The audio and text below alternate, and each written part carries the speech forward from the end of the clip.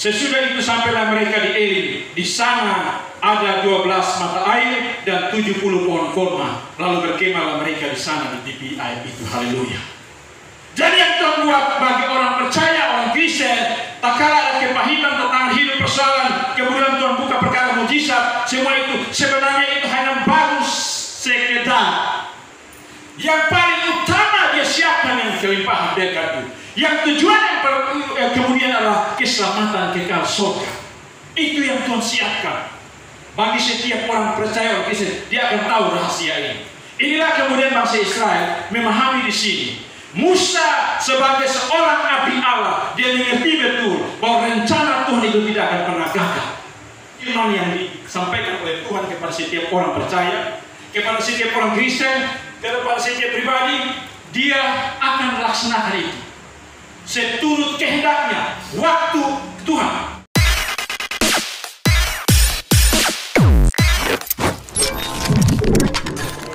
Kita berusaha di hadapan dari Tuhan. Haleluya. Kita buka hati kita dan kita mau menerima akan kebenaran firman Tuhan, karena firman itulah kekuatan Allah. Di dalam firman itulah kita mengerti hatinya Allah. Di dalam firman itu kita mengerti tentang maksud Allah bagi saya dan saudara. Di dalam firman itulah kita boleh dapat melihat bagaimana Tuhan berperkara atas hidup kita.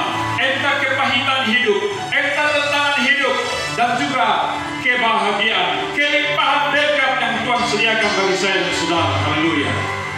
Kita berdoa. Ya Allah, ya Tuhan kami kembali ada di hadapan hadirat-Mu Tuhan.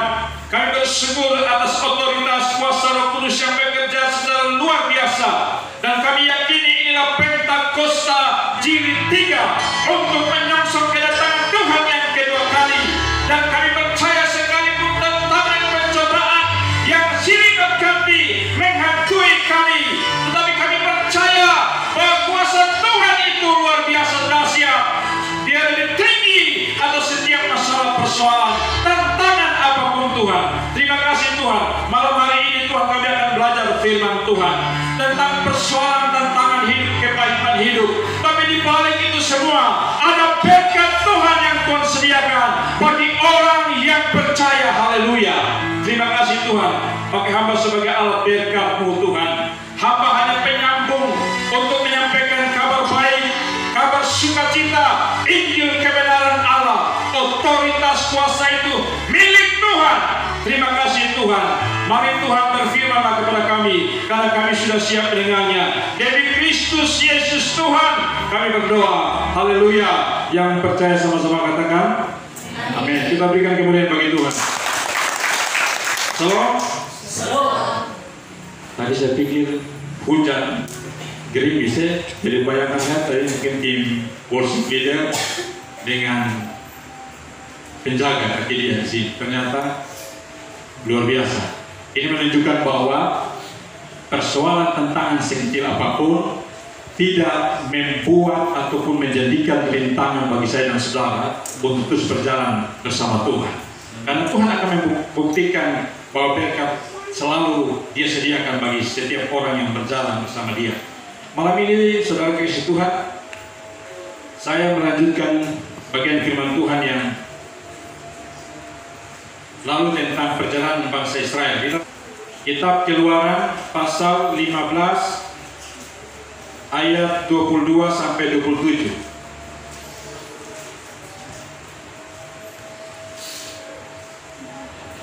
Sudah dapat kok? Baik, kita akan baca seperti biasa mulai dari saya ayat yang genap. Kita mulai. Di Mara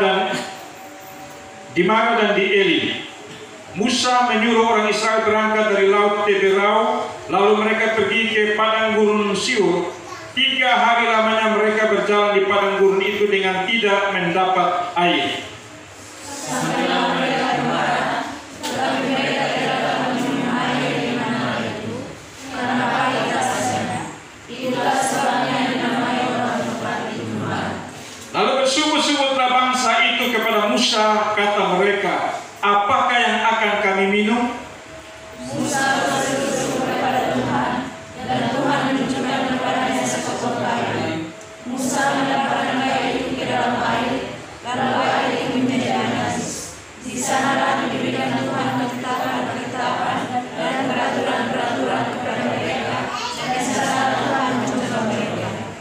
Firman-Nya, jika kamu sungguh-sungguh mendengarkan suara Tuhan Allahmu dan melakukan apa yang benar di matanya dan memasang telingamu kepada perintah-perintahnya dan tetap mengikuti segala ketetapannya, maka aku tidak akan menimpakan kepadamu penyakit manapun yang telah kutimpakan kepada orang Mesir, sebab aku Tuhanlah yang menyembuhkan engkau.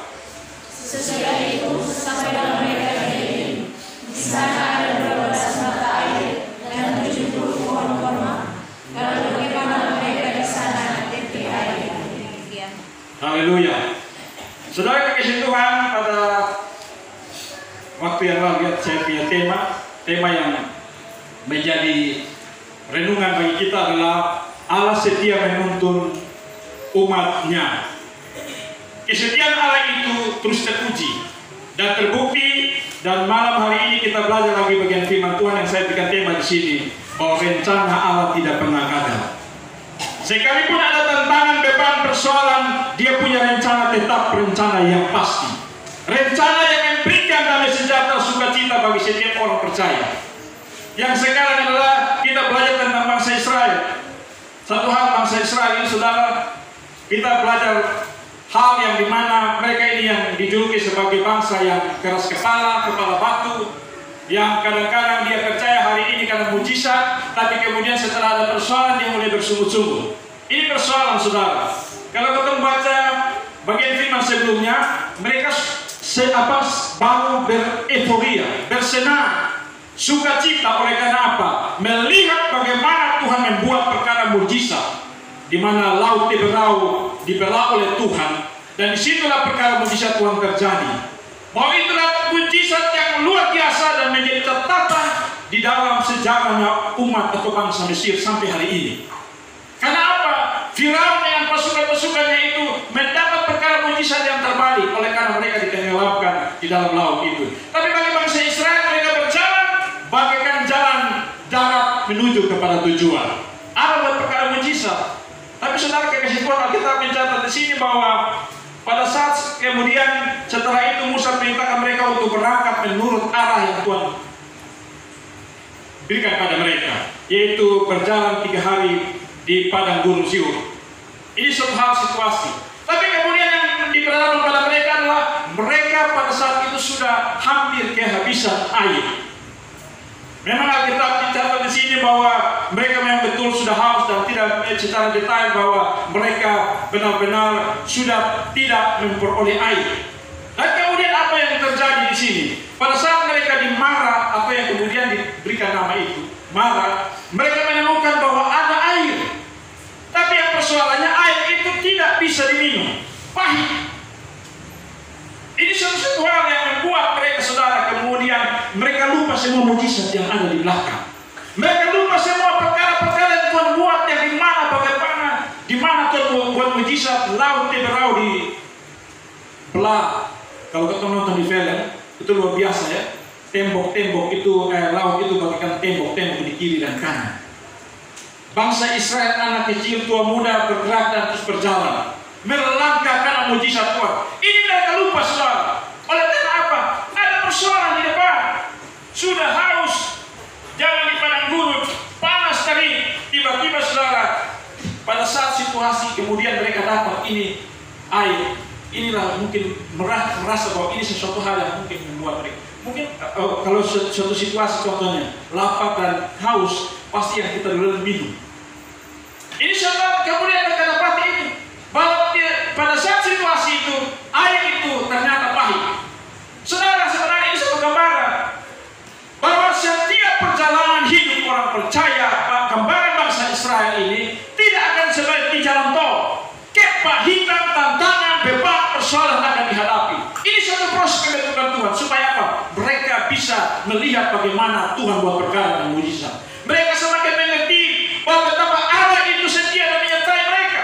Makanya saya sering katakan bahwa Allah itu senantiasa menyertai kita. Contoh ini persekutuan dengan Immanuel ini. Orang banyak bayangkan saudara, setelah hamba-hamba Tuhan yang bilang hebat-hebat ini telah pergi, yang orang bilang penjaga kabilian ini, maka persekutuan doa ini akan bubar. Persekutuan doa ini akan suam-suam.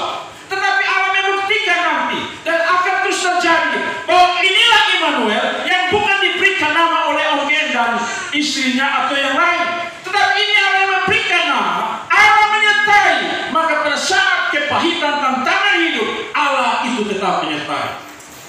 Saudara, ini yang kemudian belajar di sini bahwa Musa tahu situasi ini karena dia tahu dia bergaul karib dengan Tuhan. Dia tahu bahwa apa yang telah dia alami di sana itu nyata dan benar.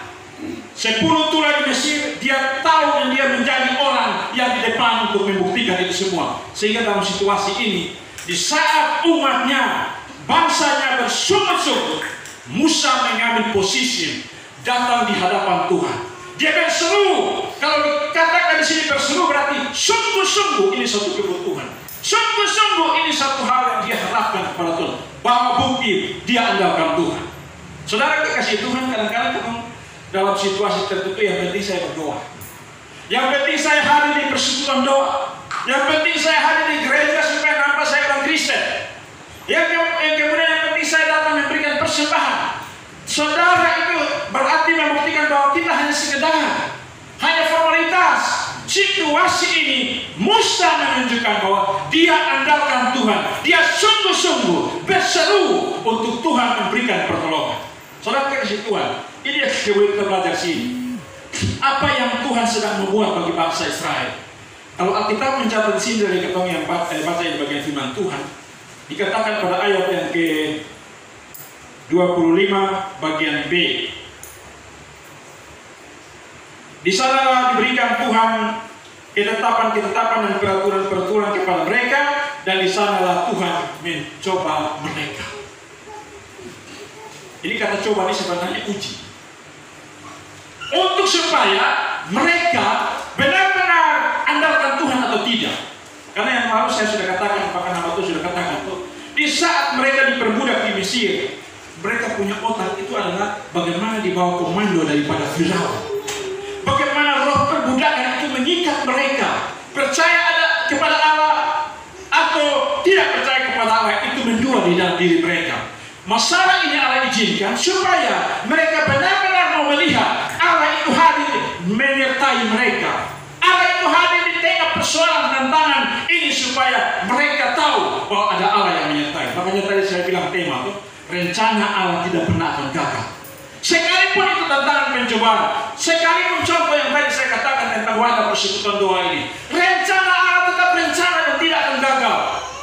Bahwa sekalipun senior mereka sudah tidak penjaga kaki dia, tetapi Allah itu tetap berdiri tegak untuk menuntun setiap hamba-hambanya di sini, menopang, membawa kita, sehingga dari yang kita marah, yang istilah kepahitan tantangan persoalan ini, Allah membawa kepada ini yang di dalam kita baca dalam konteks Alkitab, 12 mata air dan 70 pohon korma.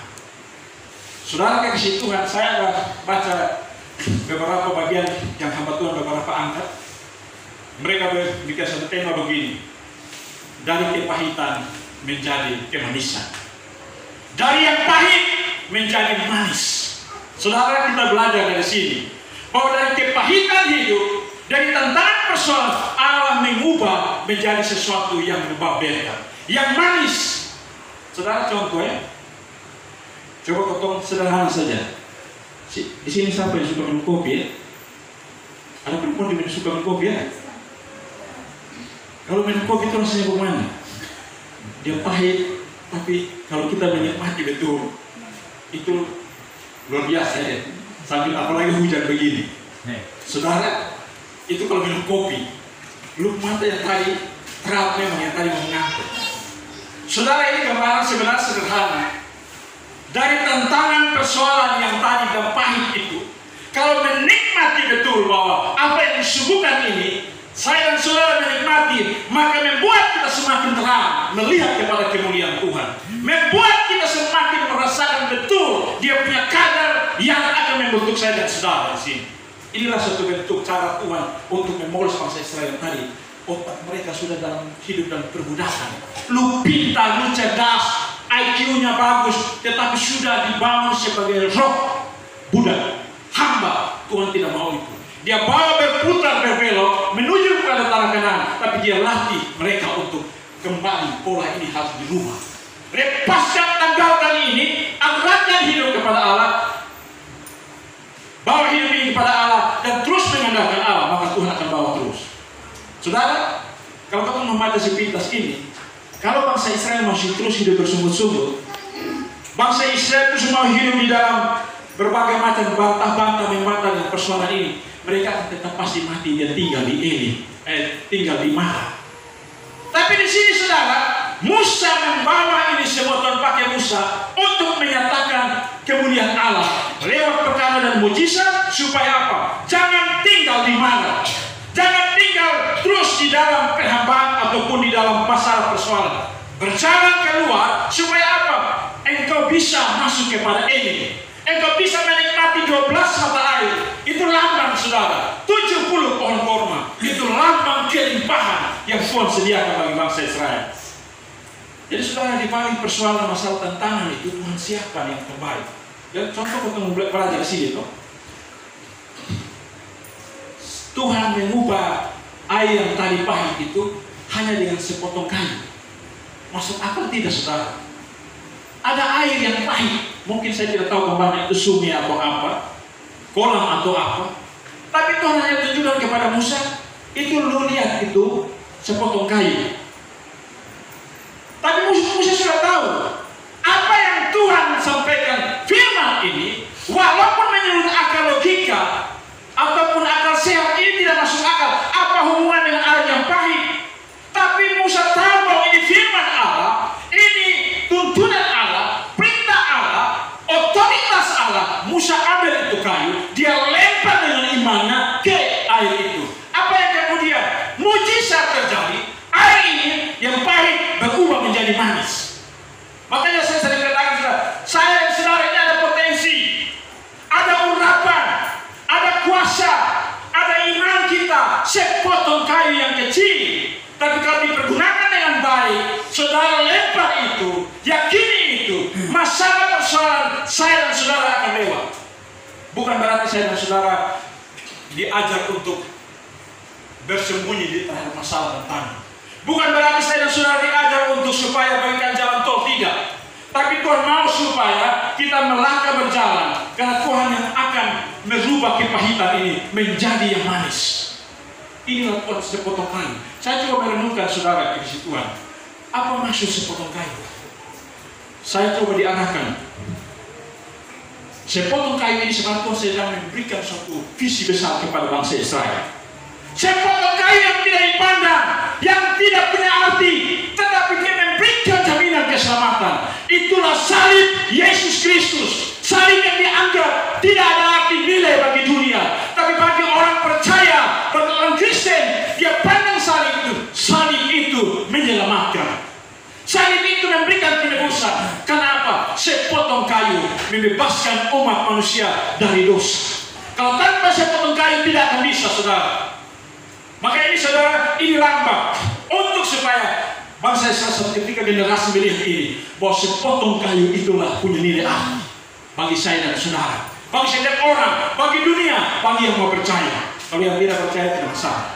Ini saudara, hal yang sangat luar biasa, bahwa di balik tantangan, persoalan, beban, hal-hal yang kita alami sebagaikan kepahitan hidup sebagai manusia, saudara, saya katakan wajar. Pada saat yang pertama mungkin saudara akan bersungguh-sungguh. Pada saat yang pertama saudara akan secara manusia akan menyomel. Itu wajar bagi saya secara kemanusiaan. Tapi kemudian yang tidak wajar adalah kalau kita terus terkurung di dalam hal yang tadi sungguh-sungguh itu. Kalau kita terus ada di dalam suatu persoalan ini yang terus seolah-olah merasa bahwa Allah itu tidak ada. Ini yang salah. Yang benar adalah bagaimana kita lihat masalah ini kecil, karena Allah saya adalah Allah yang besar, Allah yang hebat, Allah yang luar biasa. Itu yang harus kita lihat itu semua. Saudara, saya kan kapan hari sudah memberikan contoh ya. Sampai sekarang motor saya hilang. Kalau ketemu, memang saya ikuti di situ ada. Secara manusia saudara ini tahu. Motor yang kita pelihara, yang sudah pakai tumpangi setiap saat, apalagi ini anak yang sekarang akhirnya dia terpaksa harus nebeng. Saya antar mamanya ke kantor dia juga nebeng. Karena dia pakai motor ini. Tapi saudara, itu yang saya katakan bahwa apakah kemudian kita akan fokus di situ? Apakah itu menjadi hambatan untuk saya melayani? Apakah itu menjadi hambatan untuk dia terhambat di dalam prestasinya? Saudara, saya katakan tidak. Tuhan ajarkan saya, jangan masalah ini menghambat imanmu, menghambat persekutuanmu, menghambat engkau untuk ikut dengan Tuhan, bahkan anak-anak dan istrimu.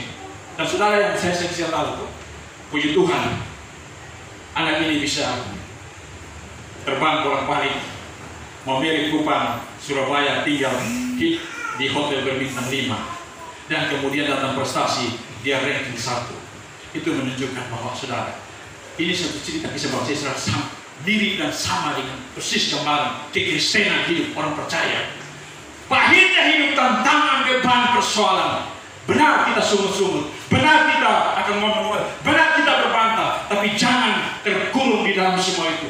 Harus punya satu keyakinan bahwa Allahku lebih besar, Tuhanku lebih besar. Bangkit dan mulai bangun seperti Musa. Yaitu apa? Berdoa, menyembah, andalkan Tuhan dan seru kepada Tuhan. Dengarkan dia punya firman, hidup untuk berubah dan terus berproses berlangkah. Supaya apa?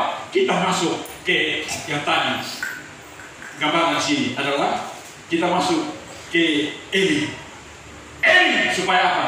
Menerima berkat yang berlipat ganda. Tadi itu hanya kata coba sini tuh uji, hanya sepotong kayu. Yang tadi saya kasih gambaran tadi. Kemudian sepotong kayu yang air pahit yang menjadi air yang manis. Tapi kemudian masih Israel menikmati itu. Kemudian tenaga kekuatan mereka peroleh, satu kebugaran mereka peroleh, dan mereka terus berjalan di dalam kepemimpinan Musa. Dan apa yang kemudian Alkitab mencatat yang tadi? Sesudah itu sampailah mereka di Eli. Di sana ada 12 mata air dan 70 pohon kurma. Lalu berkemahlah mereka di sana di tepi air itu. Haleluya. Jadi yang Tuhan buat bagi orang percaya, orang Kristen, tak kala ada kepahitan tentang hidup persoalan, kemudian Tuhan buka perkara mujizat, semua itu sebenarnya itu hanya baru sekedar. Yang paling utama dia siapkan yang kelimpahan berkat itu. Yang tujuan yang kemudian adalah keselamatan kekal surga. Itu yang Tuhan siapkan bagi setiap orang percaya, orang Kristen. Dia akan tahu rahasia ini. Inilah kemudian bangsa Israel memahami di sini. Musa sebagai seorang nabi Allah, dia mengerti betul bahwa rencana Tuhan itu tidak akan pernah gagal. Rencana Tuhan, firman yang disampaikan oleh Tuhan kepada setiap orang percaya, kepada setiap orang Kristen, kepada setiap pribadi, dia akan melaksanakan itu seturut kehendaknya, waktu Tuhan. Coba baca Yesaya 55 ayat 11.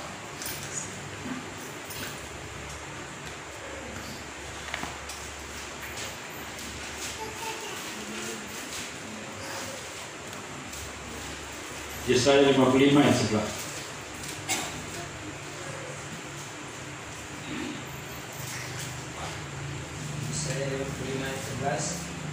Demikianlah firman-Ku yang keluar dari mulut-Ku, ia tidak akan kembali kepadaku yang sia-sia, tapi ia akan melaksanakan apa yang Kukehendaki dan akan berhasil dalam apa yang Kusuruhkan padanya. Haleluya, saudara. Sepotong firman yang Tuhan keluarkan, yang Tuhan ucapkan, yang saya dan saudara dengar. Contohnya baca ini firman, baca Alkitab, firman manapun, dan saya dan saudara imani itu dengan sungguh-sungguh dan meyakini itu, firman itu yang akan melaksanakan apa yang Tuhan kehendaki bagi saya dan saudara. Apa yang menjadi masalah, persoalan, pergumulan, Tuhan akan selesaikan. Firman itu akan selesaikan dengan cara Tuhan, supaya pada saat itu firman kembali kepada Allah, maka kenapa firman itu? Firman itu atau rencana Allah tidak akan pernah gagal. Bukti saudara, Allah membuat suatu kenyataan hidup. Pada saat situasi dunia hidup dalam dosa yang tidak bisa ada pengampunan, yang tidak bisa menentu, yang tidak bisa menjamin keselamatan kekal, maka dia sendiri turun ke dalam dunia, yaitu firman yang telah menjadi manusia. Ini untuk penggenapan bagian ini. Yohanes 1 ayat 1, pada mulanya firman itu bersama-sama dengan Allah, dan firman itu adalah Allah. Ayat Yohanes 1 ayat 14 kemudian, firman itu yang telah menjadi manusia, dialah Yesus Kristus. Dan kemudian apa firman ini tergenapi, saudara? Yesus hidup membawa Injil, kabar baik, keselamatan, memberikan jaminan kepada seluruh dunia. bagi yang percaya dia diselamatkan. Dia adalah satu-satunya jalan kebenaran dan hidup, tidak ada yang lain. Maka kemudian dia buktikan apa? Lewat penyalibannya di atas kayu salib. Dia buktikan itu semua supaya dunia diselamatkan, supaya dunia diampuni dosa, dunia dipulihkan, memperoleh jalan masuk ke dalam kerajaan surga. Dan firman ini kemudian tidak kembali dengan sia-sia. Yesus terangkat naik ke surga, kembali kepada pangkuan Bapanya. Dia telah menyelesaikan segala perkara besar, yaitu firman itu telah menjadi manusia dan firman itu telah menggenapi. Saudara kasih, itu sangat luar biasa loh akan firman Tuhan. Dan ini saudara, masalah persoalan itu, tantangan itu membawa setiap orang untuk hidup mau dekat dengan Tuhan. Untuk supaya apa? Rencana Tuhan yang akan terlaksana. Saudara, yang lalu juga waktu itu sudah singgung oleh siapa yang sudah. Bahwa saudara, masalah tantangan itu juga membuat setiap orang supaya apa? Dia belajar untuk hidup kembali kepada Tuhan. Mungkin kalau dia sudah jauh, mungkin kalau dia sudah menyimpang, maka dia dibentuk kembali untuk kembali kepada Tuhan. Secara manusia, saudara, kita ini sudah terikat dosa turun temurun. Tidak ada satupun Alkitab mengatakan demikian. Tetapi karena anugerah Tuhan menyelamatkan kita. Tetapi kemudian satu ketika saya dan saudara yang namanya saya Robert ini bisa hilaf, bisa punya kekurangan kelemahan kepada istri, kepada anak, kepada siapapun. Dalam situasi Tuhan pasti tegur saya. Tuhan pasti menghajar saya dengan tujuan supaya apa? Saya harus diselamatkan. Saya harus kembali kepada Tuhan. Itu bentuk kasih Tuhan kepada kita. Firman Anda di mana? Wahyu berapa? 3 ayat 19. Gua baca. Ya. 3 ayat 19 ya. Wahyu 3 ayat 19.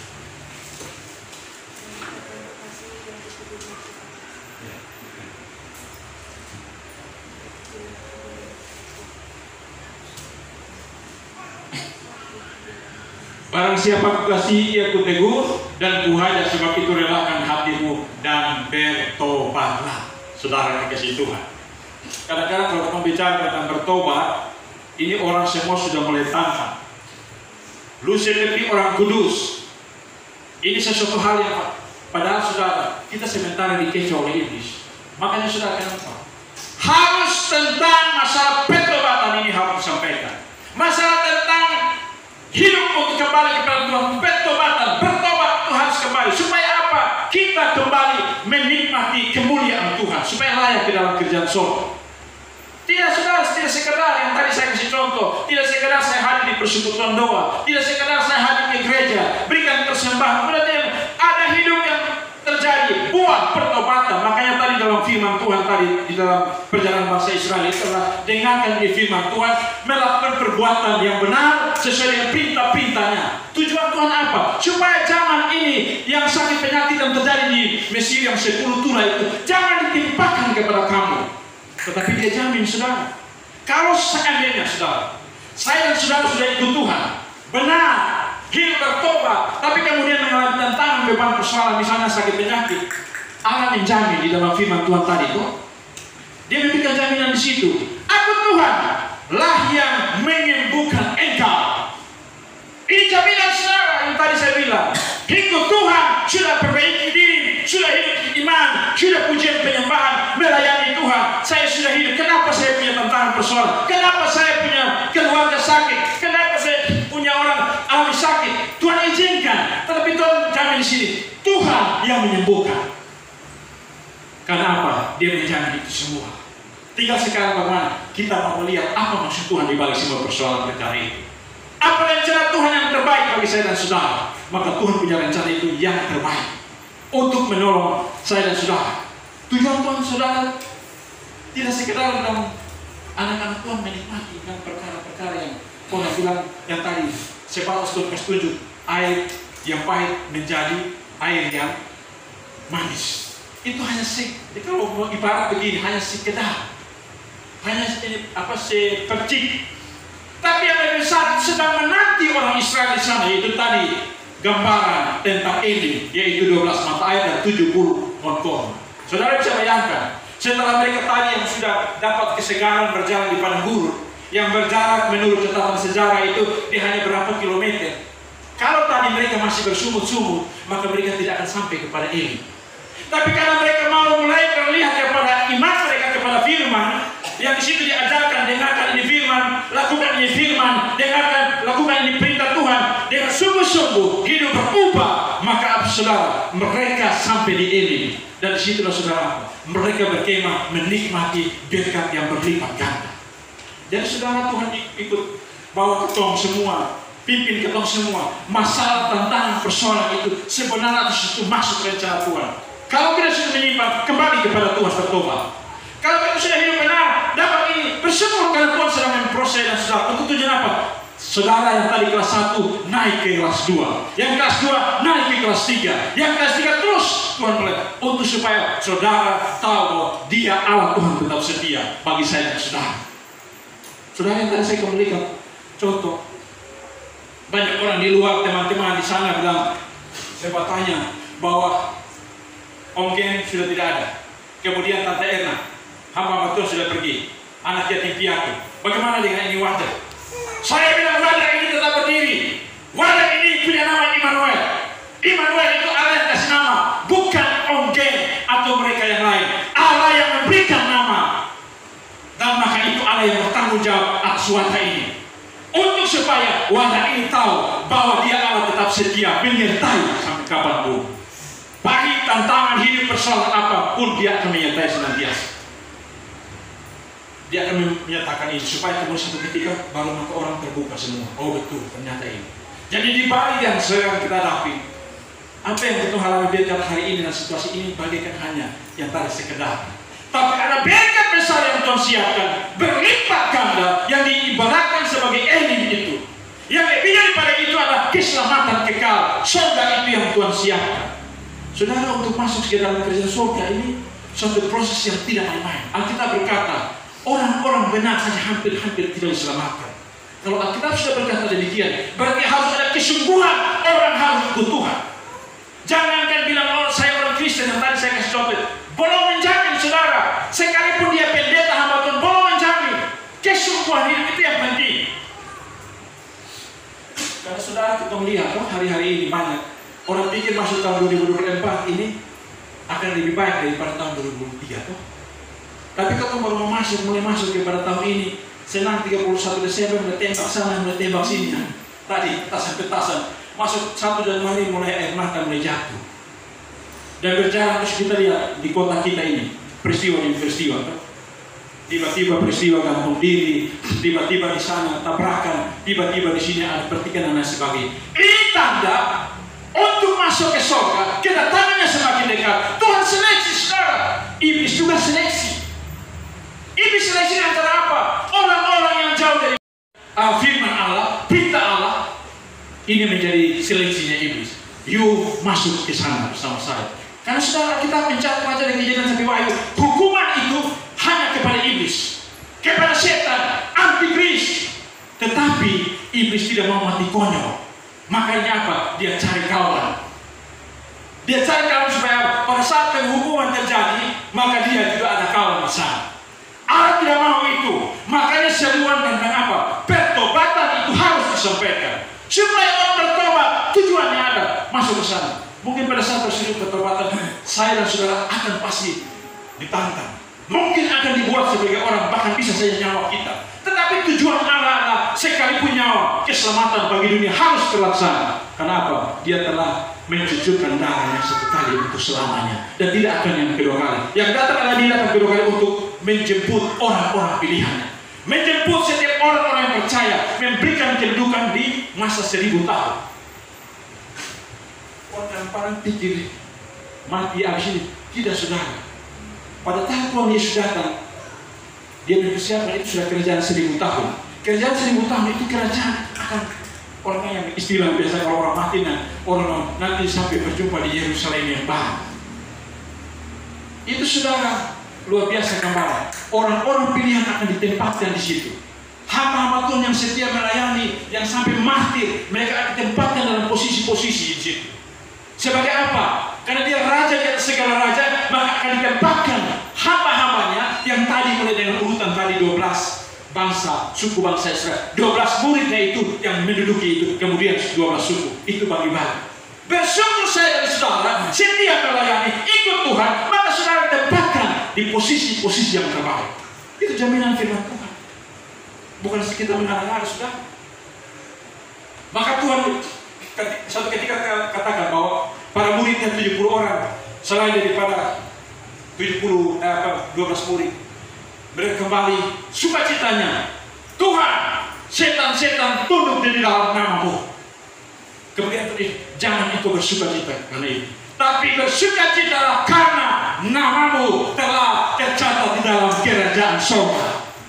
Jadi itu saudara, bersukacita boleh, karena iblis itu takut kepada orang percaya dalam nama Yesus. Tetapi bersukacita karena nama saya dan saudara sudah tercatat di dalam kerajaan surga.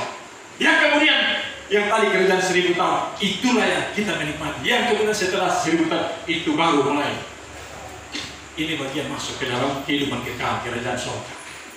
Yang pantas, yang layak orang-orang yang masuk ke sana. Dan saudara, kembali bahwa semua persoalan, tantangan, beban, persoalan hidup yang kita hadapi secara organisasi wadah persekutuan doa ini, semua dengan setiap pelayanan kehidupan rumah tangga kita, apapun beban persoalan, ingat, itu bentuk kepahitan yang bersifat sementara. Karena apa? Ada mujizat yang Tuhan buat. Yang tadi dia ubah dari air yang pahit menjadi manis, dia ubah itu semua menjadi suatu kebahagiaan dalam setiap sukacita. Tapi lebih daripada itu adalah kelimpahan berkat yang Tuhan siapkan bagi saya dan saudara.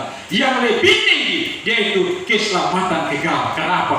Sepotong kayu di salib Golgota, yaitu Yesus Kristus terpampang di sana, memberikan jaminan itu bahwa dia satu-satunya jalan kebenaran dan hidup untuk sampai kepada Bapa, tidak ada yang lain. Baik saudara, kita ada di hadapan hari itu. Saudara dikasih Tuhan, saya terbatas di dalam hal menyampaikan kebenaran firman. Tapi saudara dan saya percaya bahwa Allah lewat Roh Kudus dalam nama Yesus, dia senantiasa diutus oleh Yesus supaya menentukan setiap kebenaran firman. Bahwa setiap firman yang keluar daripada mulut Allah, dia tidak akan kembali dengan percuma sia-sia, tapi firman itu akan melakukan setiap menurut kehendak Allah, supaya Allah dipermuliakan.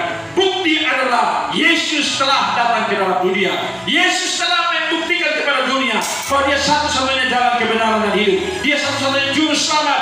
Dia satu-satunya yang memberikan pengampunan dosa bagi dunia, bagi saya dan saudara, bagi orang percaya. Dan saudara, kepahitan tantangan hidup, persoalan beban hidup yang kita hadapi, jangan kita terkurung seolah-olah bahwa Allah itu tidak ada. Allah ada. Kita wajar sebagai manusia, kita bersungguh-sungguh. Secara manusia kita tentu berbantah, tapi jangan terkurung di dalam semua itu. Percaya ada Allah yang lebih besar daripada masalah persoalan. Allah saya dan saudara, Allah yang memberikan kemenangan, Allah yang memberikan kebebasan. Yang pahit dia ubah menjadi manis, yang persoalan tantangan dia ubah menjadi suatu jalan yang penuh dengan kepastian, yaitu keselamatan kita. Berkat Tuhan bagi saya dan saudara. Yang penting saudara, saya dan saudara sebagaimana firman Tuhan, dengarkan suara Tuhan, dengarkan perintah-perintahnya, pasanglah telinga kita kepada setiap firman Allah, hidup di dalam seruan dan doa dan penyembahan, hidup di dalam melakukan kebenaran firman Allah atau pertobatan, hidup di dalam tekun dalam kebenaran firman Allah, iman kepada Yesus, jatuh bangun apapun suka duka, kita tetap melangkah karena ada berkat Tuhan yang menanti saya dan saudara. Haleluya, haleluya. Mari saudara, kita sama-sama kita berdoa. Ya Allah ya Tuhan kami ada di hadapan hadirat-Mu ya Allah. Hamba terbatas untuk menyampaikan kebenaran firman Allah, tapi Tuhan Engkau tidak terbatas dalam kuasa dan rencana-Mu yang ajaib dan luar biasa. Rencana-Mu tidak pernah gagal, firman-Mu tidak pernah gagal, firman-Mu tidak pernah sia-sia, tapi firman-Mu itu memberikan kepastian, keselamatan, kekuatan kepada setiap orang yang percaya. Terima kasih Tuhan. Saat ini Tuhan, kami bersyukur atas kebenaran firman. Satu kisah iman perjalanan bangsa Israel menjadi satu cara Allah untuk mengingatkan, menyadarkan kami semua bahwa jangan terkurung di dalam kepahitan tantangan hidup dan persoalan, tapi keluar dengan beriman, dengan percaya, dengan terus mendengarkan firman Allah, dia akan terus berdoa, dia akan terus melayani, terus menyatakan kuasa nama Yesus yang berkuasa, maka kita menikmati berkat-berkat yang Tuhan siapkan. Haleluya. Terima kasih Bapak dalam nama Yesus. Tuhan, terima kasih saat ini Bapak, kami di hadapan hadirat-Mu. Kami minta kehadiran Tuhan yang Roh Kudus yang berkuasa, dan kami tahu itu sedang bekerja. Saat kami akan teman-teman doa ini, kami tahu yang pasti bahwa nama Yesus nama yang berkuasa. Untuk itu Bapak, kami sepakat sehati dalam nama Yesus bagi hamba Tuhan yang saat ini terkapar dalam sakit penyakit mereka, yaitu Bapak Welen yang saat ini Tuhan, dan anak Fajar Tuhan. Kami berdoa di dalam nama Yesus bagi hamba Bapak Welen, dan berdoa Tuhan, oleh kuasa nama-Mu, oleh bilur-bilur-Mu, oleh darah Yesus Tuhan, dia dipulihkan, dia disembuh. Kalau lewat proses medis yang dilakukan, biarlah Tuhan hadir di sana. Tuhan buat karya mujizat di sana. Bahkan anak Fajar yang juga mengalami sakit, kami berdoa di dalam nama Tuhan Yesus, Allah jana, pulihkan dia, jana Tuhan, darah Yesus mengalir, dan ujung rambut sampai ujung kaki, dia sembuh dalam nama Yesus. Bagi Oma Yohana Leo Ake yang sakit, Tuhan kami berdoa di dalam nama Yesus. Allah jamah, haleluya, Tuhan jamah. Oh Tuhan jamah, tersembuhkan oleh bilur-bilur, oleh kuasa darah Yesus, oleh nama Yesus Tuhan, hamba-Mu sembuh, haleluya. Terima kasih Tuhan. Kami berdoa ya Allah bagi anak Salva yang dalam masa pemulihan. Oh Tuhan, nyatakan kuasa pemulihan, oh Tuhan. Kalau Tuhan air itu ubah dari yang pahit menjadi manis, ubah Tuhan suatu situasi ini menjadi sesuatu yang sukacita, supaya mereka boleh mempermuliakan Tuhan. Agus Linda yang terus dalam debat pergumulan kami, yang melakukan satu proses kemo, kami percaya Tuhan Allah membawa dia untuk melewati kepahitan, tantangan persoalan bersama keluarga, dan mereka boleh menikmati lawatan mujizat Tuhan yang luar biasa. Tuhan teguhkan iman mereka, bahwa mereka untuk setia di kaki Tuhan, bahwa mereka untuk dengar firman Allah, hidup mengenal dengan Tuhan, pasrahkan diri kepada Tuhan. Mujizat Tuhan tidak pernah berubah, mujizat Tuhan akan terjadi, haleluya. Bagi Ibu Hilda dan Ibu Esther, kami berdoa ya Allah, Tuhan, Engkau tetap setia, Engkau tidak pernah ingkar janji, firman-Mu itu tidak pernah berubah ya Allah, firman-Mu nyata. Maka Tuhan, biarlah Engkau yang berfirman sendiri Tuhan, biarlah Engkau yang menyatakan mereka sembuh di dalam nama-Mu, mereka sembuh oleh bilur-bilur-Mu, mereka sembuh oleh kuasa darah-Mu Yesus, supaya Allah, Engkau Tuhan dipermuliakan. Terima kasih Tuhan Yesus. Saat ini Tuhan, kami yang hadir di sini, kami punya pergumulan masing-masing Tuhan. Kami punya beban persoalan. Mungkin saya sebagai seorang PNS yang punya suatu persoalan beban kala saya ditempatkan dalam jabatan-jabatan. Sebagai guru, sebagai TNI Polri, dengan tegak tugas dan tanggung jawab pelayanan yang Tuhan berikan. Juga sebagai seorang wira swasta, sebagai seorang pedagang-pedagang, sebagai orang tukang, buruh dan lain sebagainya. Kami percaya Tuhan yang menyediakan yang terbaik. Kepahitan hidup, tantangan persoalan, Tuhan ubahkan menjadi manis. Luar biasa, biarkan Tuhan melimpah, supaya dunia tahu Allah kami, Allah yang hidup, Allah di dalam nama yang besar, nama yang membuat takut semua yang di langit, di bumi dan di bawah bumi. Haleluya. Terima kasih Tuhan Yesus yang punya pergumulan untuk supaya bisa mendapat lapangan pekerjaan. Orang-orang muda Tuhan, mereka sedang dibentuk oleh Tuhan, mereka sedang dipoles oleh Tuhan, supaya mereka merasakan satu kepahitan hidup. Karena pada saat mereka merasakan kepahitan hidup, mereka satu ketika akan merasakan kesuksesan hidup di dalam nama Yesus, keberkatan Tuhan dalam nama Yesus. Yang mungkin Tuhan punya pergumulan untuk bisa mendapat pendamping hidup, Tuhan itu memberikan yang terbaik. Jangan orang-orang muda salah arah dan jatuh oleh karena cara tipu daya iblis, dan bawa mereka untuk melewati tahap demi tahap sesuai dengan kebenaran firman Allah. Supaya pada saat menemukan yang terbaik, itu yang Tuhan tempatkan untuk masuk dalam satu kehidupan yang pasti, yang benar di mata Allah, supaya Tuhan dipermuliakan. Haleluya. Bagi rumah tangga kami, ya Allah, Tuhan memberkati, Tuhan bungkus dengan kuasa darah-Mu. Tuhan tandai setiap kehidupan kami masing-masing dengan setiap kuasa Tuhan, supaya bencana malapetaka apapun bentuknya jauh daripada kehidupan kami. Kalaupun Tuhan izinkan, kami tetap teguh kuat karena iman kami kepada Yesus yang besar, Allah yang hidup itu. Haleluya. Terima kasih Bapa dalam nama Yesus. Kami punya beban dua Tuhan pergumulan bagi bangsa negeri kami Indonesia. Kami tahu Tuhan hari-hari ini karena persoalan menjelang pemilu, karena dukungan sana sini, banyak hujatan, banyak makian, banyak cemoohan, bahkan upaya-upaya untuk mengusik ketentraman, keamanan bangsa ini. Untuk itu kami tolak di dalam nama Yesus upaya-upaya untuk mau mengganggu kehidupan eksistensi bangsa negara kami. Berkati pemimpin-pemimpin kami, presiden kami, wakil presiden, para menteri, lembaga tinggi negara, Polri dan TNI, seluruh elemen swasta BUMN, sampai pemerintah di tingkat provinsi, kabupaten, kota, bahkan di kabupaten ini Tuhan, ada berkat Tuhan bagi pemimpin kami, supaya Tuhan sejahtera kota ini, sejahtera kami. Kami mau berdoa Bapa, oh hari-hari ini Tuhan terjadi banyak timbul hal-hal yang menimbulkan kebencian di kota ini. Roh-roh ini kita berlalu ini untuk mengacau belakang akan kehidupan kekristenan di kota ini, di mana berbagai macam roh tawuran, roh kebencian, roh saling menegih, roh saling membunuh, kami tolak di dalam nama Yesus. Darah Yesus berkuasa bagi kelawatan besar bagi kota ini, bagi orang-orang muda, supaya mereka tidak hidup jauh daripada hadirat Tuhan, supaya mereka jangan kumpul-kumpul minum-minum mabuk dan lain sebagainya. Mereka tinggalkan semua, ikut Yesus, bertobat. Kami minta roh pertobatan Tuhan dari semua. Haleluya. Rumah tangga semua Tuhan jamah. Kami minta ya Allah Tuhan. Haleluya. Ya Allah, kami berdoa bagi proses pemilihan umum ini Tuhan.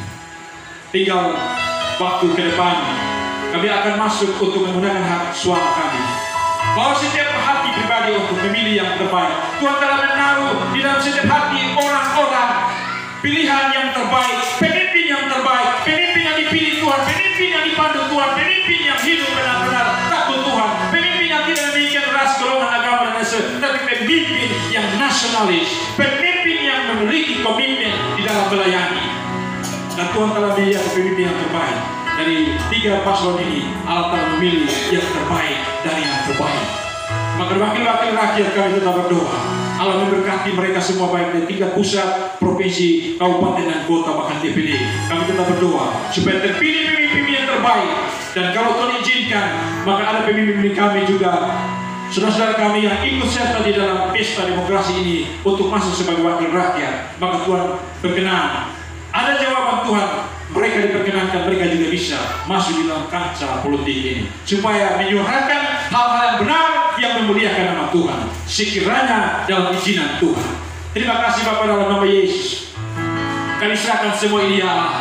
Kami tetap berdoa menyerahkan semua, seluruh penginjilan, pemberitaan, kesaksian di seluruh dunia, seluruh bangsa, dari Indonesia Sabang sampai Merauke, dari Sangat Laut sampai Pulau Rote, bahkan dari seluruh wilayah NTT, bahkan Kabupaten Sika ini kami berdoa supaya lewat pemberitaan Injil, lewat setiap pelayan-pelayan, lewat gereja-gereja, lewat hamba Tuhan, semua kami boleh menggolkan, boleh menjalankan amanat agung Tuhan, yaitu jadikanlah semua bangsa muridku. Dan kami tetap berpijak pada keyakinan bahwa Tuhan Sang Immanuel, Allah tetap menyertai kami. Haleluya.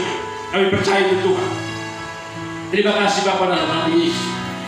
Kami percaya atas kuasa-Mu dan rencana-Mu yang luar biasa. Tuhan, kami juga tetap berdoa bagi hamba-hamba-Mu di sini yang setelah ditinggal oleh kedua hamba-Mu. Kak Angel yang standby, walaupun dia sebagai seorang perempuan. Tuhan berkati dia dengan kekuatan, dan dia tahu bahwa dia tidak sendirian, bahwa ada kami, ada semua bersaudara. Tapi yang lebih penting adalah ada Allah yang menyertai, nama Immanuel menyertai. Begitu pula saudara kami Roni bersama dengan pergumulan keluarganya, saudara kami Putra, juga keluarga besar yang ada di semua di sini akan sadar tahu bahwa ada Allah Tuhan yang telah menyertai menyertakan diri bagi seluruh pergumulan atas kaki dia ini, dan kaki dia ini menjadi berkat bagi semua, dan pada akhirnya semua akan datang di sini berjumpa dengan Tuhan untuk mempermuliakan Tuhan. Haleluya. Terima kasih Bapa di surga. Ada begitu banyak beban pergumulan, ada begitu banyak persoalan yang sedang kami angkat satu persatu.